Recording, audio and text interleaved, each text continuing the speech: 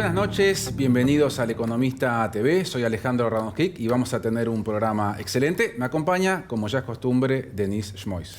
Buenas noches, hoy vamos a estar hablando de escenarios 2027, internas en el gobierno y más tarde también de reforma electoral y calidad democrática. Nuestro primer invitado de hoy, Juan Courel, bienvenido, presidente de la consultora Alaska. ¿Cómo están? Gracias por invitarme. Bueno, Juan, el gobierno está en un bajón de opinión pública, me imagino una reunión ahí de la mesa política en la sala situación y dicen, bueno, ¿qué hacemos? ¿Cómo salimos de esto? ¿Cómo estás viendo la reacción del gobierno ante este escenario de opinión pública? ¿Qué margen tiene para hacer cosas distintas y recuperar un poco la agenda y salir de esta encerrona de opinión pública en la que está encontrado? Mira, yo creo que lo primero que debe estar pasando es que no deben estar teniendo esa charla que estás describiendo. No me imagino una situación donde se puedan juntar con el presidente y decir estamos bajando en las encuestas. No lo visualizo. Me imagino más un comportamiento clásico en la política, no solamente en este gobierno, en cualquier espacio político, frente a la crisis o frente a la debilidad de encerrarse y sesgar cognitivamente cualquier tipo de información que atente contra cierta zona de confort respecto del rumbo que se viene dando. Y lo digo porque no se ve una reacción que vaya a corregir o a mitigar el impacto que está teniendo esta caída en el futuro. Caída que yo atribuyo principalmente a cuestiones económicas, a cuestiones de bolsillo, al ingreso familiar, a temas económicos muy llanos y concretos de clase media, de trabajadores. Y mira, en comportamiento electoral hay muchos estudios que indagan sobre cómo puede ser que la gente apoye procesos de estabilización y ajuste, ¿no? Gente que puede decir, voy a bancar a un gobierno a pesar de que eso pueda afectar mi economía. Y generalmente esto está estudiado en Argentina, en Inglaterra, en Estados Unidos, en muchos lugares. Ese acompañamiento se da a partir de dos variables. La primera es poder echarle la culpa al anterior, ¿no? Es decir, este sacrificio que estamos haciendo ahora no es culpa mía, es porque los que vinieron antes hicieron un desastre y hay que corregir los errores del pasado. Y la segunda es atemporal pero hacia el futuro, ¿no? Poder pronosticar o tener una perspectiva positiva respecto al futuro. Es decir, este sacrificio de hoy va a rendir en un beneficio más adelante. Entonces vale la pena que te banques este padecimiento. Bueno, estos dos argumentos con los que Milei anduvo con relativa comodidad en los primeros 2 años, al menos en los estudios de opinión pública, se han desmoronado, ¿no? La gente ya no es que no le asigna más responsabilidad a los gobiernos anteriores sobre la situación económica, pero empiezan a decirle, no, Milei, pero ahora ya a esta altura a vos también te cabe una parte importante de la culpa de la situación que estamos viviendo. Y el segundo es las expectativas económicas, ¿no? En todos los estudios que hacemos respecto del optimismo hacia adelante en materia de cómo va a estar tanto la economía personal como la familiar, la enorme mayoría de la gente dice, no vemos que esto vaya a salir para adelante. ¿Qué quiere decir esto? Sin esos dos factores decisivos en el sostenimiento de la legitimidad de un ajuste, es muy difícil que el gobierno, sin mejorarle cuantiosamente la calidad, el bienestar económico de la gente, pueda mejorar. Es decir, creo que ya pasó de largo la etapa de comunicar y tiene que empezar a mostrar resultados que no sé si no parece ser que esté en su programa económico mostrarlo.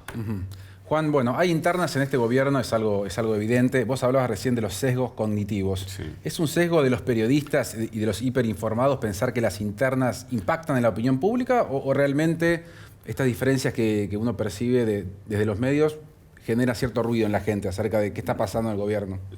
Por lo general no va a tener un impacto directo. En todo caso, el impacto puede ser indirecto desde percibir un gobierno que no se está ocupando de los problemas cotidianos de la gente, sino en todo caso distraídos en cuestiones políticas. Sí. O, en segundo lugar, porque eso pueda entorpecer efectivamente la gestión y eso redunde en una peor calidad de gestión pública. Pero directamente a la gente no le importa, da por sentado que hay interna pelea, tanto en el gobierno como las que hubo en su momento en el gobierno del Frente de Todos. Eso no es el principal problema que pueda enfrentar un gobierno frente a la opinión pública, ¿no? En las últimas horas, el ministro de Economía, Luis Caputo, hizo algunas declaraciones diciendo que está asegurada la reelección de Milei. Vemos sus declaraciones y te escuchamos, Juan.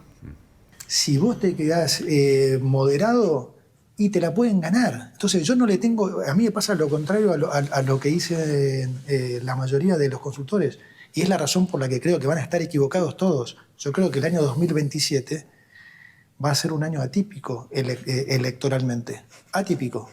O sea, va a ser tan obvio que va a ganar el presidente Milei por paliza que la gente se va a dar cuenta antes. Entonces, va a haber un crecimiento feroz en el 2027 porque esto se va a resolver mucho antes.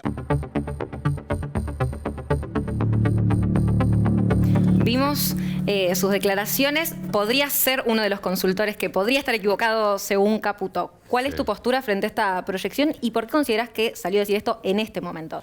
Bueno, porque es ministro de Economía, necesita generar expectativas. Imagino que debe venir por ese lado. Viene hablando, ¿no?, de los 18 mejores meses de la historia argentina. Bueno, si se dan los 18 mejores meses, puede llegar a tener razón. No da la sensación de que eso vaya a suceder. Entonces, si mantenemos la actual situación, ¿no?, con el crecimiento en los sectores que crecen y el decrecimiento en los sectores que decrecen, lo más probable es que el gobierno llegue bastante debilitado el año que viene. ¿Y cuál es tu proyección acerca de un ganador el año que viene? Bueno, eso es difícil. Creo que si Milei es candidato, la tiene casi imposible, porque, y me atrevo a decirlo, yo no soy de los que auguran resultados a la marchanta, ¿no? Digamos, y de hecho tampoco era de los que decía que Milei se iba a los 3 meses, ni de que Massa ganaba el balotaje, ni muchas otras cosas. Pero bueno, estos factores que describí antes respecto del proyecto económico, la incapacidad de reacción que está teniendo a nivel político, ¿no?, lo que hace con Adorni, que es reñido a lo que cree la gente que tendría que hacer, la profundización de su batalla cultural y de la radicalización de ciertas posturas, la semana pasada insultando a una periodista, acusándola de asesina por estar de acuerdo con el aborto. Bueno, todo eso que sirve para consolidar un núcleo duro no le va a servir para ganar elecciones. Todavía no llegó a la barrera imaginaria de los 30 puntos, que suele ser bastante decisivo cuando un gobierno tiene menos de 30% de imagen positiva. Yo no conozco casos que hayan mejorado. De hecho, desde la democracia hubo solo 2 presidentes que bajaron de 30 puntos de imagen positiva. Uno fue de la Rúa y el otro fue Alberto Fernández. Ninguno de los dos llegó a presentarse candidato a la reelección. Creo que si él es candidato, las cosas van a estar muy fácil para cualquiera sea el principal opositor que se le ponga enfrente. Y hoy el principal opositor que tiene enfrente es el peronismo. ¿Qué candidato? Falta mucho para dirimirlo. Ahora, si logra hacer algún enroque donde no sea él el exponente, bueno, eso cambia el escenario, como cambió tal vez en 2023, que Massa no ganó la elección, pero estuvo en la primera vuelta estuvo bastante cerca, ¿no? Si lográs con un cambio de nombre renovar expectativas en cierto sector de la población. ¿Pero considerás viable, realista un mileísmo sin Milei? No sé si es un mileísmo, sería interesante un mileísmo sin Milei. Creo que es posible que alguien lo intente, pero sí que surja un candidato que defienda esas ideas económicas, pero que no sea él. Bueno, Juan, entonces volvemos a la máxima de Jimmy Carville una vez más: es la economía estúpido. Digo, el margen, el vector que tiene el gobierno para mejorar un poco las expectativas y luego la competitividad electoral pasa nuevamente por la economía. En Argentina es muy así, no es en todos los países así. En Argentina sí, en Perú no es así, por ejemplo. Pero acá, para algunas características que hay de los ciclos económicos argentinos, del péndulo que hay entre modelos económicos, es un factor realmente decisivo, sí. Antes decía... Mira, perdón, te agrego una cosa. Hay un componente que es predictor electoral desde el 83 para acá, que es la evolución de la pobreza. Cuando la pobreza sube, el que está en el oficialismo pierde la elección siguiente. Pasó en todas las elecciones desde el 83 para acá. Eso te dice, te da una pauta, ¿no? Reitero, decías que Milei, si se presenta, no puede ganar una reelección. Y, por el otro lado, el único candidato lanzado, aunque no oficialmente, es Kicillof. ¿Crees que es un escenario que ya está sellado o se puede esperar alguna sorpresa el año que viene? Kicillof hoy está posicionado como el principal candidato, pero si uno repasa la historia electoral de las últimas elecciones, los que estaban más posicionados un año antes de la elección no terminaron siendo los presidentes. Entonces eso pone un interrogante grande. Y después hay otras barreras que tiene que enfrentar para consolidar la posición que tiene ahora en el futuro. La primera es la interna, porque los votos, la intención de voto de Kicillof está sentada sobre gente que guarda un vínculo afectivo y una imagen positiva respecto de Cristina Fernández muy intensa. Y bueno, esa interna que no termina de tomar un estado público, porque no es ella no plantea, él no plantea esa diferencia. Bueno, ¿qué pasa si se planteara esa diferencia de una manera más explícita de lo que está hoy? Habría que ver. Es como la interna del gobierno, pasa por el costado de la gente. Por ahora pasa por el costado de la gente. Después, si eso se traduce en opciones políticas y que la gente pueda operacionalizar esas diferencias de alguna manera, bueno, habrá que ver qué pasa, ¿no? Por ahora no pasa nada. Y en segundo lugar, gobierna la provincia de Buenos Aires. Cuando hay crisis nacional, la provincia de Buenos Aires tiene desafíos importantes que él, de manera inteligente, sabe atribuirle la responsabilidad al gobierno nacional de lo que está pasando en la provincia de Buenos Aires, pero eso siempre tiene un límite, ¿no? Digamos, si uno puede pagar salarios, no lo puede pagar. Bueno, un montón de cosas que pasan en la provincia por ser nación dependiente en cuanto a lo financiero y a lo presupuestario. Y bueno, en tercer lugar, lo que decía al principio, ¿no? La cuestión esta es, ¿y si Milei no es candidato? Bueno, si Milei no es candidato, ahí el contraste entre ideas tal vez se vuelva más parejo, ¿no? Porque, digamos, por un lado está el kirchnerismo, Kicillof hoy representa el kirchnerismo de una manera bastante clara, digamos, por más que tenga esas diferencias internas que decíamos con Cristina. Hay que ver si la sociedad, el hartazgo a Milei lo quiere traducir en una vuelta a los métodos kirchneristas de gobierno y modelos económicos que ya conocen, o prefieren quedarse en algo más parecido a lo que hay ahora, aunque con algunos cambios. Juan, hagamos un poco de sociología electoral a lo Manuel Mora y Araujo, pero en formato televisivo, ¿no? Hagamos un poco de doble clic en el votante de Kicillof, ¿no? Tenemos una estructura electoral con hombres, con mujeres, con rangos etarios, con distintas regiones. ¿A dónde ves que tiene mayor receptividad el mensaje de Kicillof? ¿A dónde puede sacar más votos? A dónde es mejor históricamente el kirchnerismo. La franja etaria que antes era joven, pero ahora estamos hablando de cerca de los 40 años. Mujeres, que eso en todos los estudios hace muchos años el kirchnerismo tiene un mejor desempeño, están teniendo intención de voto como en imágenes de sus dirigentes de 10 puntos por encima de varones, en mujeres que varones. Buenos Aires puntualmente, el Gran Buenos Aires, ¿no? El conurbano. Esos son los segmentos más fuertes. Después tendría que ser capaz de ampliar eso hacia otros sectores, ¿no? Y te hago una para ir cerrando. Es temprano para hablar de candidaturas, dijiste antes, pero vamos a hacer el juego. Kicillof es el único lanzado, vamos a decir, públicamente, o que está buscando eso y está haciendo pero está haciendo una construcción nacional. ¿Qué otro dirigente del peronismo imaginás hoy? ¿Ves el perfil en algún gobernador, algún diputado? Hoy no hay ninguno. Hoy puede haber gente con intención de, pero que en la cabeza de la gente aparezca, no hay absolutamente ningún otra persona. No estando Cristina en la cancha, eso reduce mucho las opciones también. Pero entre los gobernadores, a ver, muchas veces existe la tentación de ver si emerge un Menem que haciendo campaña en burro y tocando las puertas. Bueno, Menem era un dirigente muy carismático, pero que además, cuando fue a la interna en 1988 con Cafiero y terminó siendo el candidato a presidente del peronismo y antes de ser presidente en la elección que le ganó a Angelos, Menem ya era un personaje muy instalado. Era un tipo que estaba... Nadie se acuerda, pero estaba en la televisión nacional, era famoso por las patillas, había un gran comediante que era Hugo Zapag que lo imitaba en su programa con mucho rating. Digo, ya era una persona una personalidad instalada. No necesariamente un candidato instalado, pero sí una personalidad instalada. Hoy no hay mucho. Entonces, bueno, eso también aumenta las chances de Kicillof, claro. Juan Courel, muchas gracias. Gracias a ustedes. Hacemos un corte, ya volvemos.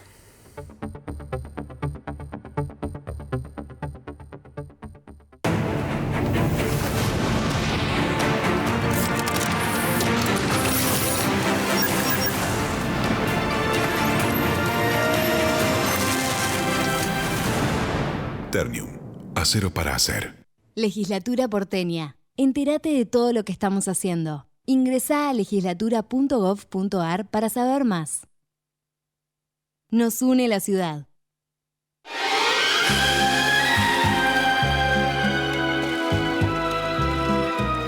Cada aeropuerto se identifica con 3 letras y cada pasajero también. Ella es Zen, ella es Fan, Rie y ellos están donde quieren estar. Acá hacemos de cada aeropuerto tu aeropuerto. Aeropuertos Argentina. Linda en el pasado, linda en el presente. Linda para siempre. Buenos Aires, la ciudad más linda del mundo.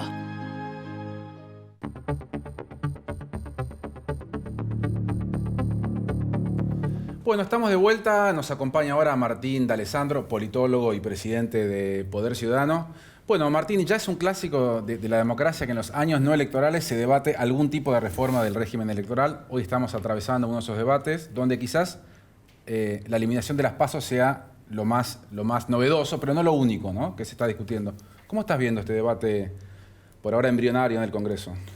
Yo creo que en algún momento se van a tener que discutir todas las cosas que están en el proyecto que envió el Poder Ejecutivo, porque es verdad, lo que más se habla es de las PASO, pero hay otras cosas que desde nuestro punto de vista son algo preocupantes, por ejemplo las vinculadas al financiamiento electoral.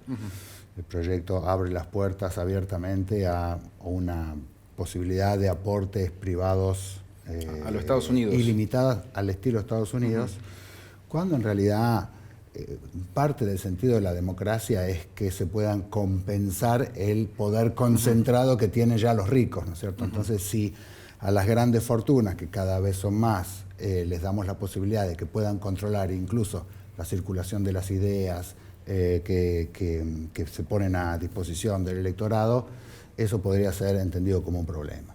Lo mismo que la eliminación de los debates presidenciales obligatorios, algo que está pasando por abajo del radar, y nosotros no vemos razones por las cuales sería importante eliminar los debates. El gobierno, para muchas de las reformas electorales, pone en primer lugar el argumento presupuestario, pero nosotros en Poder Ciudadano creemos que eso es un error, porque cuando hablamos de reforma política lo que tenemos que privilegiar es la calidad de las instituciones y de la representación. Que la democracia sea mejor porque la gente se sienta representada y por lo tanto el régimen pueda funcionar mucho mejor. La democracia es cara en el sentido que cuesta mucho dinero, entonces si empezamos con el argumento de que las cosas son caras, entonces bueno, el autoritarismo es mucho más barato, por lo tanto ese no creemos que sea un argumento aceptable. Son una serie de cuestiones que todavía no han tomado estado público, que la gente todavía no se enteró y creo que son importantes para la democracia.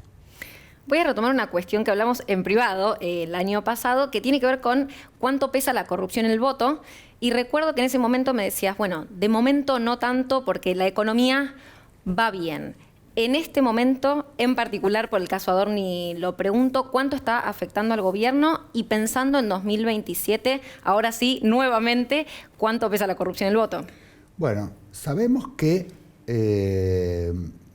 cuando la economía va mal, hay ciertos sectores del electorado, a algunos no les importan las cuestiones institucionales o la corrupción bajo ningún punto de vista, y en algunos casos es hasta entendible, sectores marginales muy empobrecidos que tienen otras urgencias más que preocuparse por la corrupción en el gobierno. Pero hay muchos sectores que sí, y suele ocurrir en Argentina y en otros países que se pondera más la importancia de la honestidad de los gobernantes cuando la economía va mal. Pero la exigencia de la honestidad de los gobernantes es algo que está presente en toda la historia desde que existe la política. Desde Platón en adelante, hace 2500 años, que una de las demandas de los gobernados es, bueno, señores, ustedes que gobiernan tienen que administrar de manera honesta los recursos que son de todos. Y eso es algo que está a lo largo de toda la historia, por lo tanto es un tema que es importante. En segundo lugar, es importante también en Argentina particularmente, hace años que está ubicado en el top 5 de las preocupaciones de la gente. La corrupción aparece siempre. A veces cuando hay casos, escándalos de corrupción, como el que mencionás, puede trepar al primer lugar. A veces baja al tercero, a veces baja al cuarto.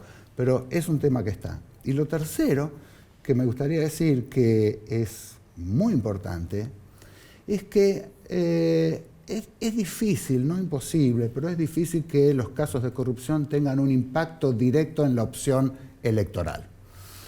Dicho en otras palabras, no voy a dejar de votar a mi partido, podría decir un votante promedio, porque hay 1, 2 o X funcionarios que se corrompieron. Yo soy de este equipo y lo voy a seguir votando.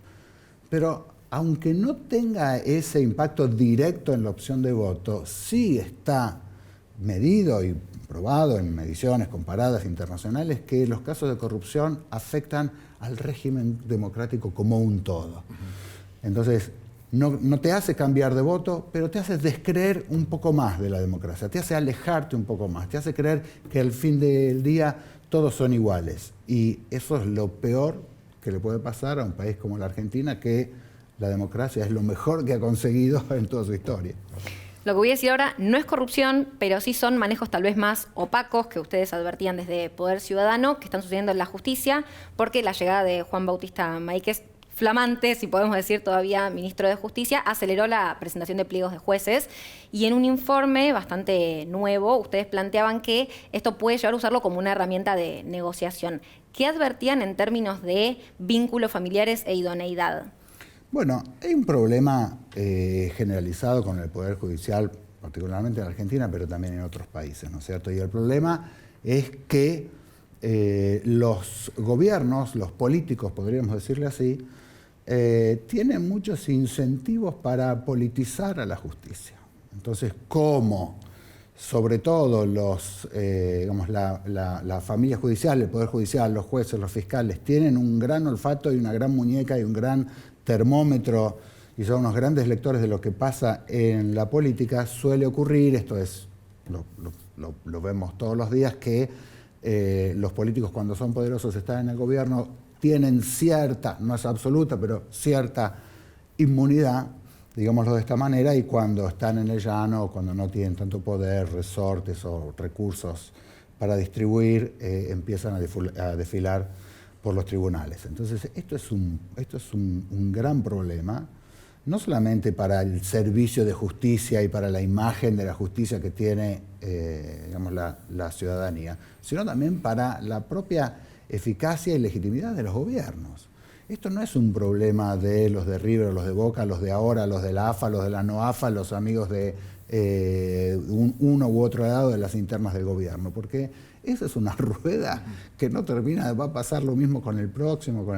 Entonces, a lo que nosotros apuntamos es a que pueda haber un funcionamiento institucional que no va a estar regido por santos, porque los santos están en el cielo si están y en ningún otro lado, pero que las restricciones institucionales, los controles, la rendición de cuentas, el observar estas vinculaciones que hay entre algunos parentescos que al menos se pone sobre la mesa la sospecha que como estamos renovando a tu papá o como estamos nombrando a tu esposa o como estamos nombrando a tu hijo, entonces esperamos o se sobreentiende que las causas que le importan al gobierno a algunos funcionarios van a ir en una u otra dirección.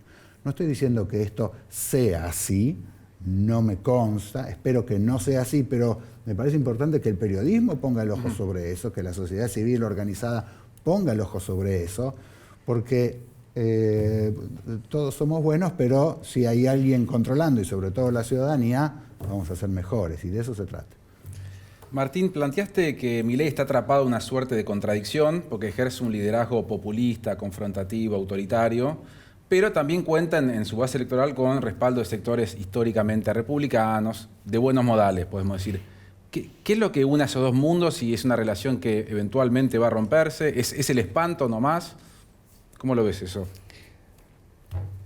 El kirchnerismo fue un fenómeno muy potente en la Argentina y todavía estamos viviendo las estelas de esa experiencia tan fuerte. Por lo tanto, lo que quiero decir es que hay todavía un antikirchnerismo muy fuerte, un kirchnerismo muy fuerte en declinación, como también se dijo acá, pero hay una sensación, ¿no es cierto?, anti-kirchnerista, anti-estilo populista, porque el populismo es un estilo, no es un contenido, Y Milei se encuentra en esta especie de laberinto, ¿no es cierto? Porque él es un populista. Su forma de gobernar, su forma de apelación política, su forma de entender el funcionamiento de las instituciones, la comunicación con la ciudadanía, es un gran populista, pero que está conduciendo con muchas dificultades y cada vez más a un electorado que es, digámoslo para hacerlo rápidamente, más republicano que populista, que presta atención a las cuestiones de la justicia, que dice, desde que pasó lo del hijo y lo que está pasando ahora, ya no me gusta más lo que está pasando con la corrupción, que dicen, no, bueno, yo creía que iban a cambiar muchas cosas, pero me encuentro con Libra, me encuentro con Andis, me encuentro con Adorni, entonces empiezan a cambiar los números. Pero hay una contradicción fundamental debajo de eso, que es esta trampa. Hay como una incompatibilidad entre lo que Milei es y la forma de gobernar que tiene y el electorado al que tiene que consolidar. Por lo tanto, está en una situación muy difícil, tiene un partido por delante muy difícil y por lo que estamos viendo, digamos, en los últimos días, no le va a ser tan fácil lograr eso, la tiene difícil. Martín de Alessandro, muchas gracias. Al contrario, a ustedes. Nos despedimos hasta el martes que viene. Chao, muy buenas noches.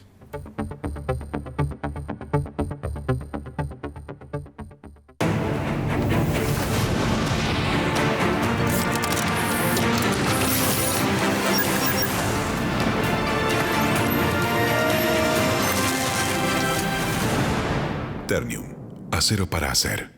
Legislatura porteña. Entérate de todo lo que estamos haciendo. Ingresá a legislatura.gov.ar para saber más. Nos une la ciudad.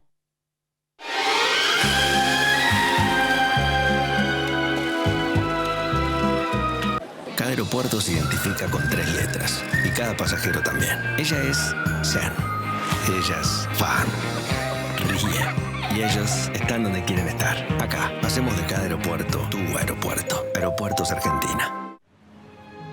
Linda en el pasado, linda en el presente. Linda para siempre. Buenos Aires, la ciudad más linda del mundo.